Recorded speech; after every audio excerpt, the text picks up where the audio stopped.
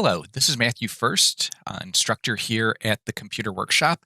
And in today's video, what I'm going to show you how to do is decimal to binary conversion. Um, where this might come up, I do a lot of certification exams, and on some of the networking and basic computer exams, they may ask you to do some decimal to binary conversion with subnetting, or just to make sure that you understand that ultimately what computers understand are ones and zeros, and how to do some interpretation of the decimal to binary or binary to decimal. So when we look at a computer doesn't understand anything but ones and zeros. So what I tell you to think of a bit as is a light switch. If we only had one light switch, we can only represent two values, on or off. On could be represented by the number one. Off could be represented by the number zero. So if I only have one light switch, if it's turned off, I get a value of zero. If I turn on that light switch, I now get a value of one. Well, with a single light switch, again, I can only represent two values. So what I can do is I can go out and add another light switch. So now if I have two light switches, I can now represent four values. If both light switches are off, I get zero. If light switch number one is turned on, I get a value of one.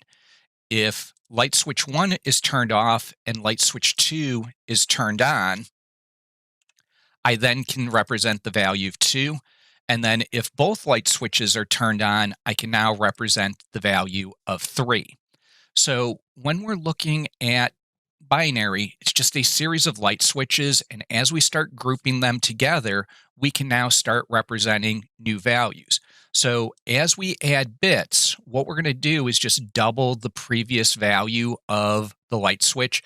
So now if I have three light switches, I can now represent the values between 0, and if I add a 1 here, and 7. So I can represent 8 values from 0 to 7 using three light switches. As I continue adding light switches, I keep doubling this value. So 4 would double to 8, 8 to 16, 16 to 32, 32 to 64, 64 to 128. And as we keep adding bits, we would just keep doubling that. And this would represent how many values we can represent from 0 to whatever that upper value is.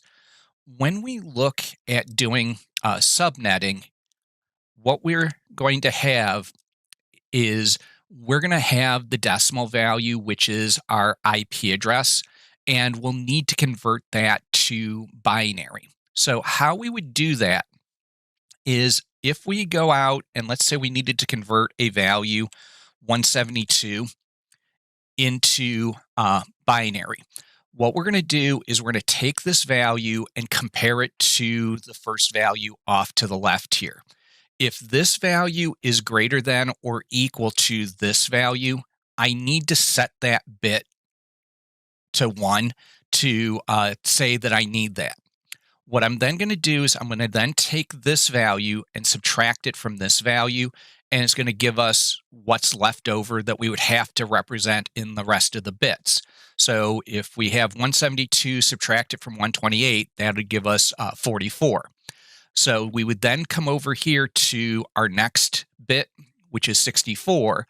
Because 44 is less than 64, I don't need to set this light switch on to make up this number. So we would move on to the next bit. So now if we take a look at 44, it's greater than or equal 32. So I need this light switch turned on, and then I would subtract this value from 44, which gives us 12. Well, at 16, I don't need this, so I put a 0 here. We move to the next bit. 12 is greater than or equal to 8, so I need to set this bit. Subtract 8 from 12, we get 4. Here, 4 is greater than or equal to 4, so I need to turn this bit on, and then 4 subtract would be 0, so then my last two bits would equal 0.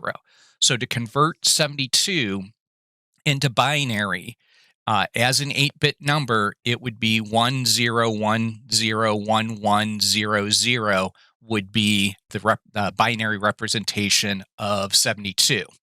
If I wanted to do this again for 192, we would repeat the process. I'd start here on the far left-hand side of my bits. I'd compare 192 to 128. It's greater than or equal to, so I would need 1 here. So that would be leave me with 64. I would then compare 64 to the next bit position, which is 64. So it's greater than or equal to. So I need to turn that light switch on. Subtract, I get 0. So 192 as binary would be 11000000. So what I've shown you here is a quick way or one possible way of doing binary to decimal conversion. And again, where you might see this is on a certification exam where they'll ask you to do subnetting or just do a conversion to show that you do have the understanding that underlying computing systems don't actually understand decimal numbers. All they understand is binary. So, what we can do is a binary bit, just think of it as a light switch, can be either on or off, representing two values. Using the ones and zeros instead of light switches, we can go out and represent larger values by grouping together our bits. So, when you hear things like 64 versus 32-bit operating systems, what that's telling you is how many bits they're putting together to allow you to represent data. And as we start adding more bits, we have larger and larger values that we can represent. Well, thank you for your time. Hopefully, this was informative. And please like the video and subscribe to our YouTube channel.